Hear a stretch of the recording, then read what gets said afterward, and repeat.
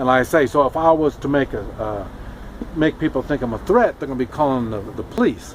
And the police, you don't want to get involved with the police or the military. And that's what I'm saying. When you're traveling, it's going to be a tough one when you're on the road, especially when you're going to be armed, because they don't like armed people. They want to disarm everybody. And then a shit hits the fan, guaranteed they're going to be disarming you. So you want to avoid any type of authority that comes around. That's what makes the three-man militia such a great system, because the three-man militia is the #1 authority. That's the authority over the police and over the military, is the three-man militia. And the reason I say that, in our area, we've got a bunch of three-man militias, and we all work together. And so if the police or military comes into our area, they need to work with us. And they're going to learn that. I mean, right now, I mean, y'all are thinking peaceful, and the police, military, they're the badass, and they can walk around and take charge of anything. But after shit hits the fan, it's not going to be that way. And that's what I'm saying. So in our area, we will be the #1 authority. So in other words, like I say, we come to that house, and that house is part of a system. Well, then we want to make friends with the whole system, all the three-man militias. In other words, it'd be the same like coming into our area. If you came into our area, you don't want to come in as badasses. You want to come in and you want to know who's in charge, who's got the authority, because you want to work with them. And that's right back to, that's what the three-man meet and greet is all about. They can do the talking and this kind of stuff, and then everybody else can stay back, and you know, you will have your time when the time is ready. The three-man militia still has to figure out, the meet and greet still has to figure out if these are good people, or if they're just a bunch of bandits, or like down here, I mean, they're rebels. There are rebels that live up in these mountains. And so, in other words, we don't want to get mixed up with the rebels. We don't want to, in general, I better rephrase that, because if the rebels are set up properly, you can work with them. If they're just, a lot of times rebels, they will call themselves rebels, you know, for a cause and all this stuff. But the thing is, they still need to finance their cause. So they do rob and steal and kill. So you have to watch out how you're going to handle all that kind of stuff. And I would say, after a shit hit the fan situation, especially in the United States, if it's going to be something like I'm against, I keep telling you I'm against revolution, I would rather we just do some kind of a reset, and because we've got the Constitution, we've got everything to make it work, we just don't have all the moral people in the proper places to make all this work. So that's why the United States is all messed up, and that's why shit hits the fan is going to be happening in the United States, or everybody is going to be like I talked about Cuba. They're all going to be just calm, and they'll go along with whatever, because they've been dumbed down and they're so weak. They don't take personal responsibility and all this kind of stuff.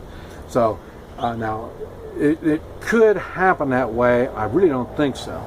I think there's still enough Americans and the American attitude that we're just not going to sit back and let this kind of crap happen. So it ends up, we're going to have pockets of people that may call themselves rebels. And another reason I don't like rebels and this type of stuff is whenever you have rebels, you have somebody like Castro, somebody that's in charge. are the rebels. That's why I don't like them. And that's why I like the three-man militia. And like I say, the three-man militia is based on morals, doing the morally proper thing. That's what the whole idea of the militia is all about, the three-man militia. When you get up to regular militias, like they have state militias and stuff like that, we're right back to the same thing. Somebody's in charge. And power corrupts. And so that's why you have to watch out how that's going to work. Now we're right back to the three-man militia. And that's what I'm saying. That's how we have our local community set up. And like I say, so if there's something going on the way the community is being run and you don't like it, you can move over to the people that are, the camp manager is the ones that are running everything, and you can go over there and you can be the camp manager. That's what I'm saying.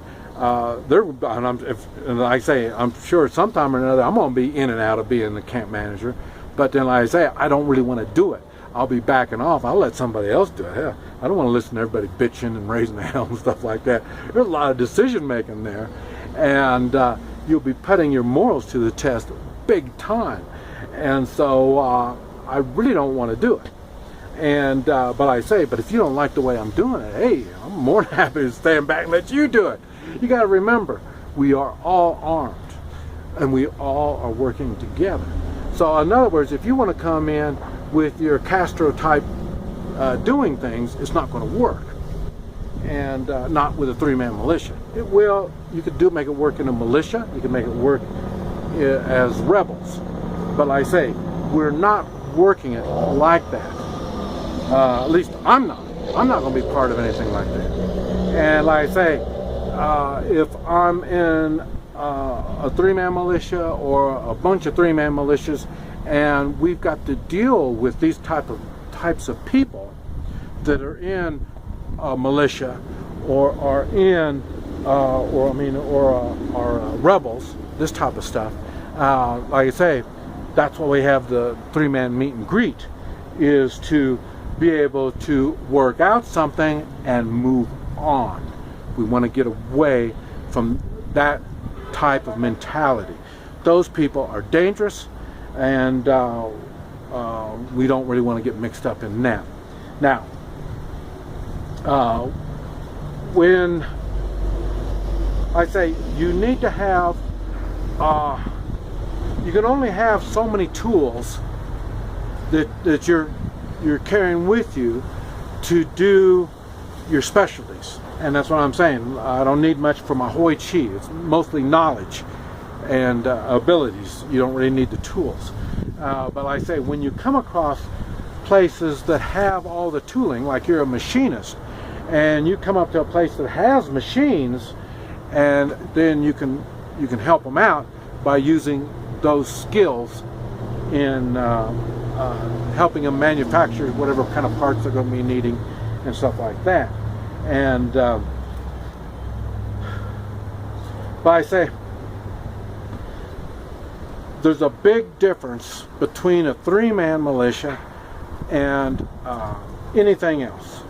And like I say, we talked about that house.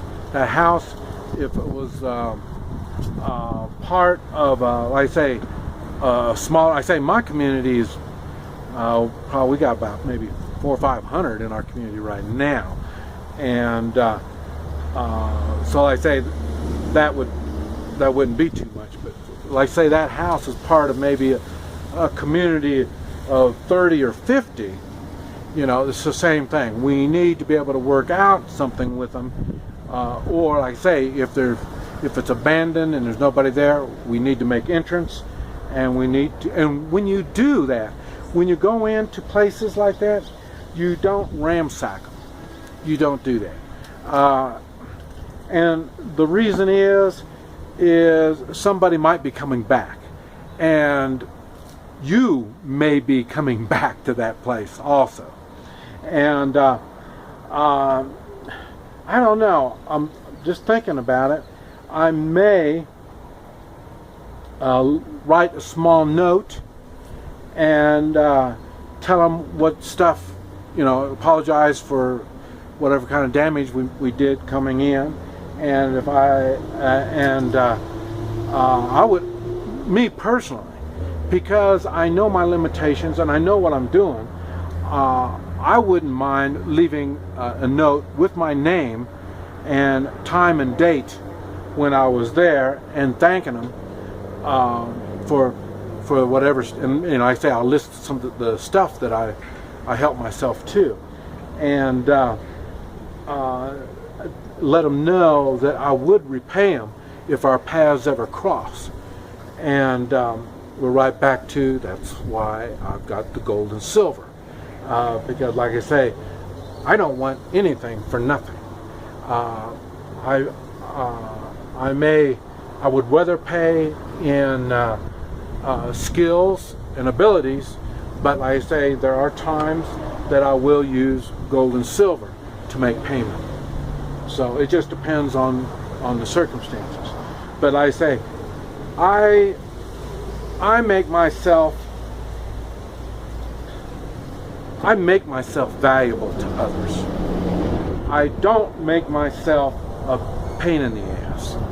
And remember, whenever you do bad, you're probably going to have to pay for it somewhere down the line. And I've learned that a long time ago. That's why I try not to do bad anymore. Because like I say, trying to make up for something that I've done wrong is not that easy. And so far I've been real lucky. All the stuff that I've done wrong, it hasn't been life and death type stuff. Now, after saying that, I've had people do life and death type stuff wrong against me. And that's one reason why I have enemies. Now, and it's, like I say, I think it's funny because it's their wrong, and they made that choice, and when they did that, they really didn't make an enemy out of me, but they know that they did wrong, and especially in a life and death kind of thing, and there's no other way to repay that. And so they know they have to watch their steps around me. And they know I have no love or compassion for them. And so, in other words, I don't do my hoi chi on them. And if I don't go out of my way, to do paybacks. I don't. But if our paths cross, like I say, we've got a life and death type cross that you are bearing. And I didn't cause it. You did. And that's the same thing when you enter somebody's home or business or area and stuff like that, and you start helping yourself out for their kind of stuff and ransacking it and tearing it up or burning it and stuff like that, you're making enemies. And you're the one that's at fault. So you always keep in mind